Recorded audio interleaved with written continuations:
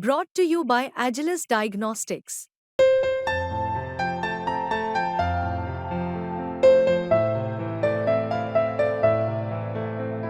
Agilus Diagnostics.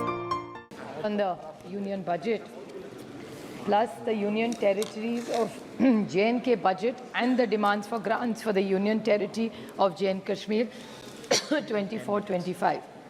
I congratulate the Honorable Finance Minister on presenting her sixth budget. And every year we have a lot of expectations from her because India is no more insulated. It's a big global player over the last few decades. So everything that impacts globally impacts our country as well.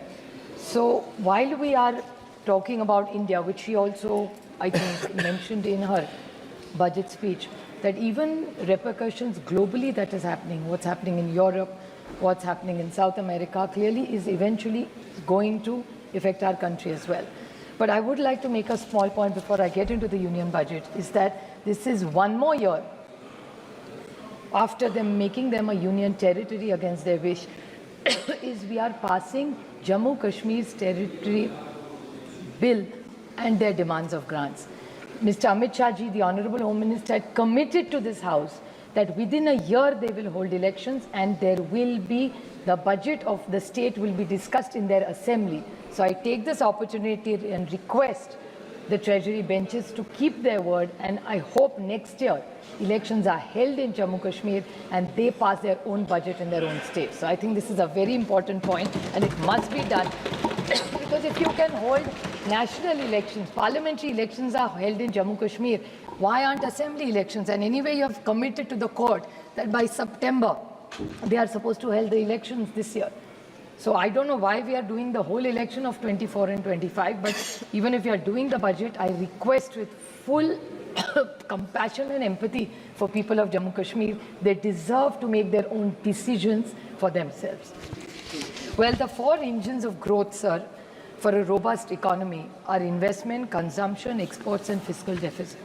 If you study the entire budget for the last decade of this entire government, I don't want to be a prisoner of the past and the history as the debate is going on from the Treasury bench, because actually I was disappointed with the Treasury bench today. We are used to such wonderful speeches, even if they were opponents. And I miss most of them today, because today I think they probably had very less to say in their budget, because the Treasury bench only spoke about things which have happened 50 years ago. People have apologized and moved on. It has nothing to do with our economy and the future of this country or the growth of this country. So I want to speak only about the budget today, and I want to limit my entire speech to that. Sir, if you look at investments itself, now how much investments have come into this country? What was the idea of the investment and reducing the corporate tax? They reduced the corporate tax under the pretext, or maybe they thought it was a wonderful decision at their level, that we reduce the corporate tax so that more investments come. But that is not reflecting in the numbers that the government has given. The gross fixed capital formation of the percentage of GDP, if you look at it, in 2013-14 was 30.70, while if you look at 23-24, it is 30.80. So the reduction being in GST, I'm not saying they have made a lot of effort. I won't say governance is continuity. I'm not taking away from the fact that this government has done nothing in 10 years. Well, GST was the Congress's bill, which they implemented. We may have differences in the way they have implemented. It was a good effort. Digitalization, what they've done in banking, I'm not taking away from the credit. But at the same time, was it too little, too late to reduce corporate tax? Is that one reason why investments are not coming? And I think the government needs to even introspect that why investment, the environment is not as good as it should be. Consumption, sir. Consumption is clearly not doing well, especially the agrarian crisis and the rural economy. And data speaks for itself louder than you and me arguing about it. I'm not running the government down, but they need to accept that there is an agrarian crisis in this country. A new word, which I also have learned over the last few years, is shrinkflation. Sir, if you go into FMGCs, you will notice that all these big FMGCs have started a new product line, which is actually called, what is shrinkflation? Is shrinking, showing the inflation and shrinking. So if the biscuit is for 5 rupees, there were 5 biscuits in it. Now there are 4. The size of the biscuit the packaging has become less. You look at any big company, be it Levers, be it Godrej, all the big boys, they've started this new concept of shrinkflation. And this government is denying the fact that there is a price rise. There is where is this shrinkflation coming from? It's a completely new concept in economics. But it's a marketing activity for all these big companies which directly impact jobs, the economy, and it's reflecting. It's a reflection, no? When FMGCs don't do well, data speaks for itself, sir. Exports. Now, everybody looked, when there was a global issue with China, everybody looked at it as China +1. So there was a great opportunity for India to become the +1. Has India truly become Atmanirbhar Bharat? Make in India. All wonderful sloganeering, but has it really converted into jobs? So if it's China +1, what number are we globally? China +1 has become Mexico. China +1 has become Vietnam. China +1 has become Indonesia. We are at number 4 globally, sir. So with China +1, we haven't done as well as we should have done. And this was the sloganeering of this government when they had a clear mandate. They had a 300 MLA. They could have done anything they wanted. So what went wrong in Make in India? I think we all need to introspect of policies. What it's just no point changing policies. Change is inevitable in any economy. We understand that. Fourth is fiscal spending. Now, in fiscal spending, what is important is, yes, after the global issues, the slowing down, after the pandemic, well, India has recovered in the K-shaped, which it has. We will give credit. But who has really done well? I mean, the Honorable Finance Minister constantly spoke about fiscal deficit. Sir, the FRBM Act, which was a wonderful bill, even if the BJP and under the leadership of Atal Bihari Vajpayee ji, the act came, the UPA continued it because governance is continuity. It was a very good bill. We continued it. 3% for the states, and we should not cross 5% for the country. Yesterday, the Honorable Finance Minister said that 4.9 is what they're plugging at. Is it really going to stop at 4.9? Because my concern is once the supplementary demands come, I'm putting a number. I'm not saying my number is perfect, but I'm not a finance expert, nor am I an economist. But from whatever little that I read, it will probably go up to 5.6 is what is the rough estimate. Now, if the fiscal deficit goes, then what is this? What did we bring this law for? Should there be no good practices and other states also following the same? Just now, the Andhra, the gentleman spoke about it, Bharat, right? Bharat spoke about it, and he said in Andhra, they don't have money, and their chief minister, who's such a learned man, is going to take 2 months to find out where is their fiscal deficit at. Well, my state is not far away from that either, but I will come to that. But I want a clarification from this government, for my understanding and for the country to know, that if the FRBM Act, you're saying you're at 4.9, well, the data doesn't say so. You know where they have really reached at 4.9 is not the great policies of this government. That time, 4.5. They are saying 4.5 at the cost of who? How are you reaching that 4 number? Because this is not the policies, then Modi government and now NDA government as they call themselves.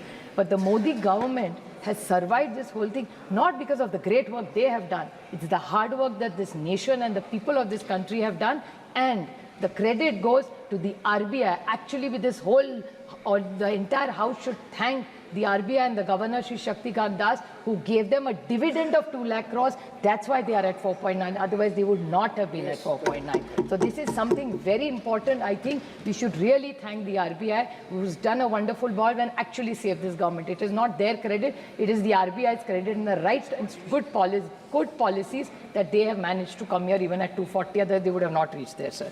Another question, which my colleague Dayanidhi Moran very rightly put up, is about the census. When are we going to reach? I don't see anything about the census in this entire budget. Now, 2-3 questions I want to ask them, very pointed. I'm not criticizing them, I'm just asking them. Sir, they talked about women and how much more they want to do and how they've got the women reservation bill, which is still not implemented. But unless you do the census, how are you going to implement the bill is my first question. Second, delimitation. Our constituencies are huge, sir. 23 lakhs, 24 lakhs. When I started, there were 14, 15 lakhs voters. Now it's 23. And what are we getting for the money we are getting is 5 crores. In Maharashtra, one MLA gets 5 crores per year. Here, 5 crores per MLA when I have 6. So actually, it's equivalent to 30 crores. So 6 crores per MLA. We are getting 5. So unless you do this delimitation, how are we going to manage through? So is the government thinking of doing this, and where's the funding for it? And the other point is MP lads. Either you increase them or stop them. Because scrap it either or make them fit. Sir, because what is an MP doing? So what are we achieving? My MLA gets for 5 crores. I am also getting 5 crores. He is 3. Today 15. So what are we achieving? 30. So you are saying increase it to 15. We get 5, they get 15. So now it's every state varies. So why don't you increase this, sir? That is one very important question. So what it is about the fiscal deficit, I want a clear answer from this government. About the caste census, we definitely want to ask. They talk about just 2-3 very important points. I'll make it as short. I know my colleague is going to speak. Sir, in GST, everything you ask this government, they said the GST Council will decide. I want to ask 2 very small questions to the Honorable Finance Minister. That the Income Tax Department has unearthed one huge fake money changing. There are companies which have input tax credit. Now, input tax credit under the goods and services tax, it's like some thousands of crores of a scam. Now, what has this government done to make sure such scams don't happen? What are the checks and balances? Anything you ask this government, they will say, oh, it goes to GST Council. Now, I have a problem in my state, sir. Your state, you may not have that problem because I don't know what your finance minister does. But unfortunately, in Maharashtra, our finance minister, which data says, never attends the GST Council meeting. So my state is always unheard. So what is the plan B for it? If a finance minister does not attend GST Council meetings, Maharashtra is never heard. So I want some justice for that and a solution for that. Because besides the finance minister, nobody can speak in that meeting. But he's your ally, so you'll have to tell him that. Chair. So that's one very important thing. Sir, the other very important scheme which I want to ask, since it's short of time, I will leave 1 or 2 important things, but I want to ask one pointed question because it's really important. They keep talking, which even Dayanidhi Maran talked about employment. And I think the whole thrust of this government was skilling and employment. I want to ask them, they started a very good scheme. I'm not taking away from the intention of this government. Was production linked, which is a PLI scheme, production linked incentive. Now, if it's a production linked incentive this government has given, if I stand corrected here, Raghuram Rajanji had said that there was some company in Gujarat which they gave, some semiconductor company, which 2.3 crores was the incentive given, is the kind of money we have paid. The employees are paying, that's the level they were given. But no outcome, and not only that, one of the cabinet ministers has agreed that number. I don't know who, I don't want to name anybody.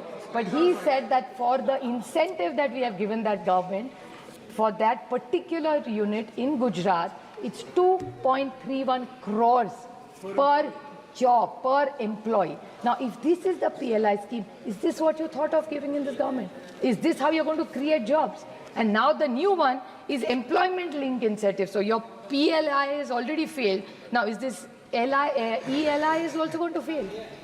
You've already failed even in fiscal deficit. Thanks to the RBI, you are safe. So where is really this economy going? Just by making all these announcements and giving all these schemes, there is nothing that you are quantifying, sir, in this economy. The numbers are not helping for what they are saying in these various schemes. They are very proud of feeding 80 crore people. I am also very happy if they are feeding 80 crore people. But how come when they keep saying this multi-dimensional poverty index that this government talks about, every time they're saying we are getting people out of poverty, how come you're still after 10 years feeding 80 crore people? I mean, it's the same number. If 10 years, sir, 80 crore logon ko, they are so proud to say they are feeding them and we are feeding them. I'm very happy if they are feeding them. Then how come nobody is going? Then this whole multi-dimensional poverty act, what is this for? They are doing nothing for EPS 95. So much they talked about pensions. EPS 95 was a commitment this government made. I mean, I hope his soul rests in peace, but Arunji is unfortunately no more with us. But Arunji had mentioned it, that EPS 95 is something we commit to. This government hasn't done it. Agrarian crisis, as I said, milk, the commerce minister is unfortunately not here. Somebody was saying, oh, that Viplav, I don't know if he's still here. Ah, he's here. He was talking about milk production, wheat production. This is data from 10 years. There is no great innovation. And what have they done with milk prices? With exports, casein, onion, they lost 2 seats in Maharashtra only because of banning this onion. Their allies are begging them to allow onion exports. Nothing they have done. Even after losing 2-3 seats and after doing miserably, they have still not done, which is fine because then it helps us in the state. So it's okay. Once we come to government, we will make sure all agrarian and the farmer is respected, not just by hands me down and revdies as their favorite word is, but respectfully give MSPs to our farmers. It's their hard work that we are paying for. So I request this government, because according to very small, sir, according to the percentage of the GDP in agriculture, what is this budget is the increase over last 10 decades is only by not even 1%.